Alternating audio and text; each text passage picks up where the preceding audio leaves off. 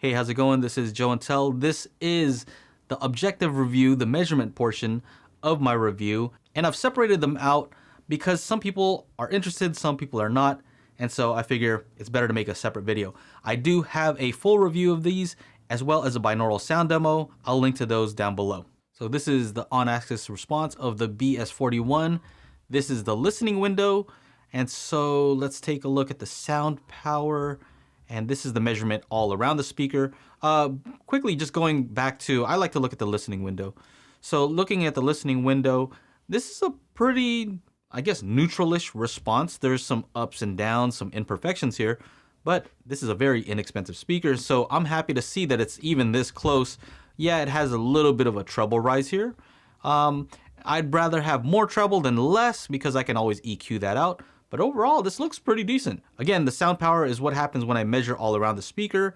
And the reason I do that is so I can get a directivity index. This tells me if the speaker takes well to EQ, and from about here on up, it looks like it does.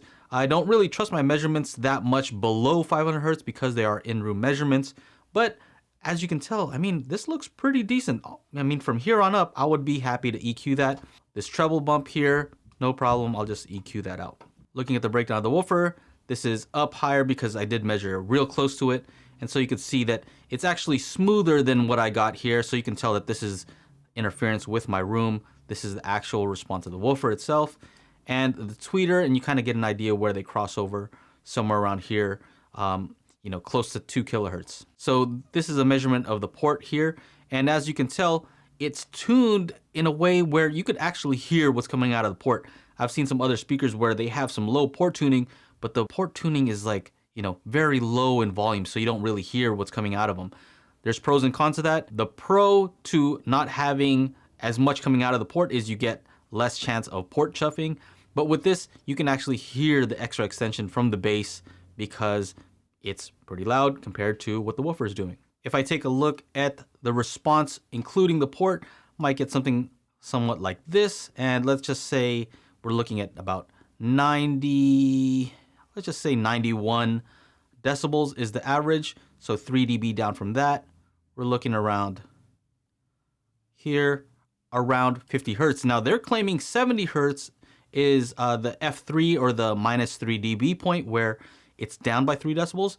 I'm measuring down to 50 in my room, so that is a good thing. In any case, if it's 50 or 70, as long as it can play below 80 Hertz or at least to 80 Hertz, I'm happy because you can cross this over with a sub at the proper location, which I believe is 80 Hertz. That's not to say that you can't cross over below 80 Hertz, you can, but I'm just saying minimum 80 Hertz is my recommendation. It's also THX's recommendation. So let's quickly take a look at the center channel. This is the on-axis response. This is the listening window. You can see that they look very similar. The sound power, the measurement all around the speaker. I noticed this little thing and I wondered, oh, maybe I should remeasure because that looks weird.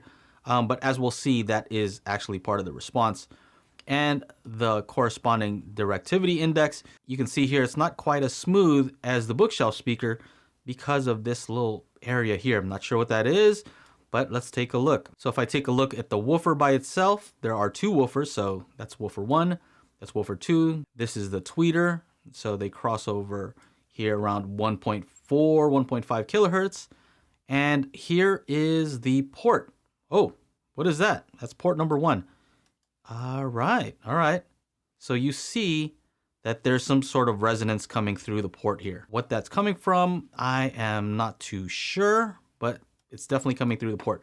Now, if I measure port 2, I'm also seeing the same thing. I'm not sure exactly what's causing that. Could have been something loose, but just something to take note of. Now, one thing I always look for is that the center channel and the bookshelf speaker are similar in tonality. And as you can tell, they're similar enough. They're not exact, but I think some EQ can get these sounding more similar than not. And it's good to see. Another thing that I wanted to know was how does this match compared to the debut 2.0?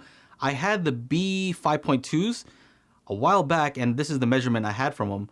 I used to do the measurements slightly different, so you can tell that it's not exactly the same, but look at this treble response. It definitely looks like they're using the same tweeter. This did have a 5¼ inch woofer, in which case they probably used a different crossover. They had to, because it's a different driver. And so you can see around this area, it's a bit of a different response. Still, I think these match well enough tonally to use them in the same system. You'll notice in purple, the debut doesn't look like it extends as far, but that's because this is not including the port. The other question I had was, how does this compare to the Pioneer BS22-LR? And as you can tell, a slightly different response, right? A lot of times with the Pioneers, people thought it sounded a bit dark, and that's because you can tell here that it was slightly recessed in the upper mids, maybe in the presence. Just right here, there was a slight dip, but mostly it looks pretty flat. I would say a little bit flatter than the BS41s because those have a slight rise here, but the Pioneers also had a rise above 10 kilohertz. Now, most people are more likely to hear this rise on the ELACs rather than the rise on the Pioneers that start later on. But overall, I think that these match tonally. Let's take a look with the ports. So here's the BS41 with the port included. This is the Pioneer with the port included. And you can tell bass response, they're about neck and neck, with the ELACs having a little bit more bass output here. And so, yeah, I think these are comparable speakers and definitely one of the best that you can get at this price point. The retail is $149. I've seen it less expensive. Take a look at the link below if you want to see the current price. So there you have it. If you enjoyed the video, make sure to like, subscribe, ring the bell to be notified when I upload new videos. That's it. Take care. Bye-bye.